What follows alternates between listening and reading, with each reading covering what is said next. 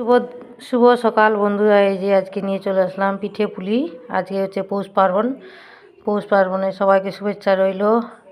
পৌষ পার্বণের জন্য সবাই ভালো থেকো, ভালো ভালো পিঠে লাড়ু করে খাও। এই যে আমাদের পিঠে তৈরি হয়ে গেছে বন্ধুরা। এই যে পলি পিঠা বলে না কি বলে, পলি পিঠাই বলি আমরা।